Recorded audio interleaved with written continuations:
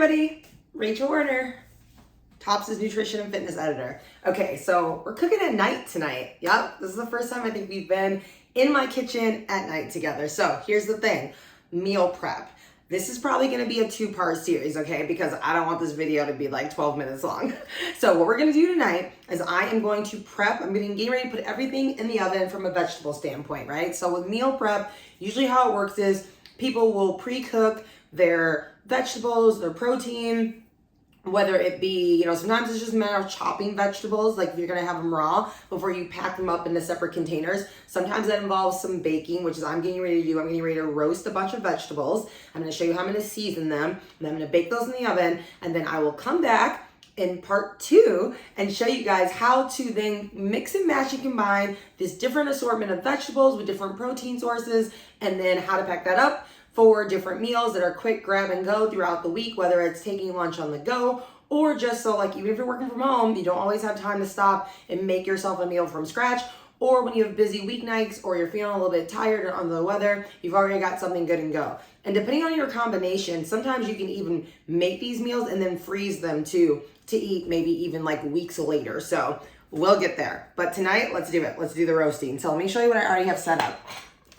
I already have, so think of this as like a sheet pan meal situation. If you guys, I know we think of it coming up in a future issue of Tops News, so like stay tuned. If not before the end of this year, then like sometime in 2024.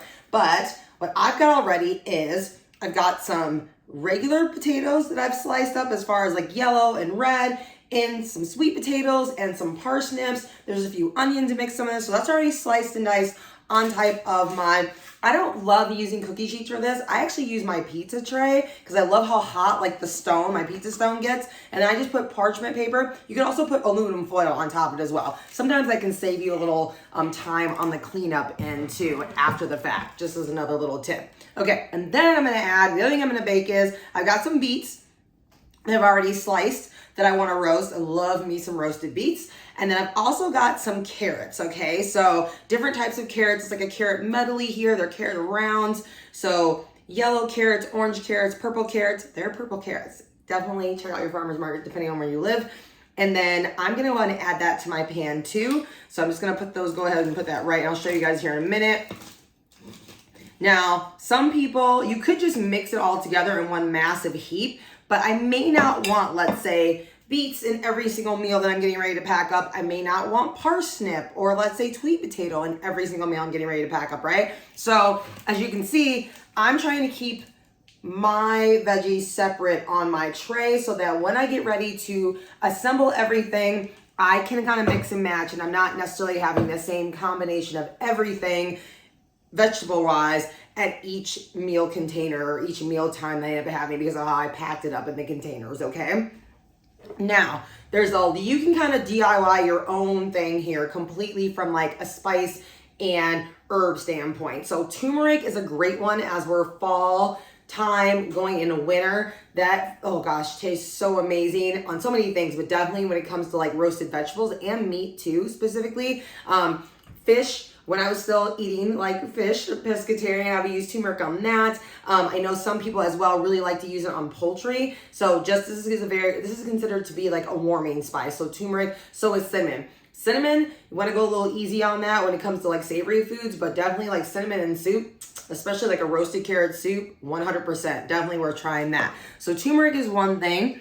My mom also gets like these seasoning packets. So Pensie's, which we love, it's a company here in the Midwest, and Greek seasoning. I'm gonna sprinkle some of that on here, a mix of Greek seasoning. And again, you don't have to put every season on like everything on your tray, right? You can mix it up since again, this is gonna go in different meals. I'm also gonna put in a little French thyme. I think I'm just gonna keep that on my potatoes and my parsnip mixture that I have going on, not so much on the beets. But you know what, I also, me, I love me some heat. So instead of using black pepper, you don't necessarily have to use black pepper, but if you like, ground up fresh black pepper is awesome too. I'm now gonna do some chili pepper. I'm gonna put a little bit of chili pepper, but just on top of the yellow and red potato mixture that I have on my right hand side of my tray. Again, I may not want every meal that I pack up to have a little bit of that more intense heat with it. So a couple shakes of my red pepper, okay, more than just a couple. I want those to be spicy. Let's see, okay? Now, I'm not gonna forgo putting any salt on, but if you're gonna use salt, remember that the grinders I love because again, you could just do like 2 or 3 twists, again, over across the whole tray, or even just one twist on one particular vegetable to help keep your sodium content down. The other thing you do is use gluten-free tamari is another one as well, but I would go easy on that. I actually would measure that out and not use more than like 1 to 2 teaspoons, okay, if you decide to go that route as well.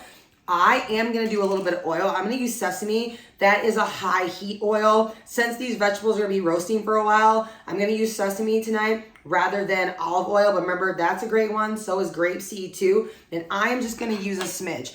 So remember, you can always, if you don't feel comfortable just pouring, typically I would just like pour, you know, because I know I don't have a heavy hand in the pour department.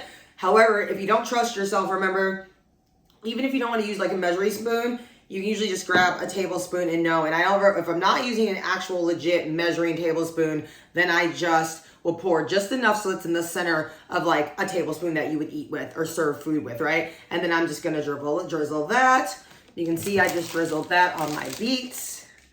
I kind of breathed in it, but you guys can see that. And so I think I'm good to go. Oh, you know, I showed you guys the turmeric, but I never actually put anything on. So I think I'm just gonna keep the turmeric on the parsnips, okay? You guys can watch me do this. And again, couple dashes. Again, it's not going on everything. It's just gonna go in the middle. Voila.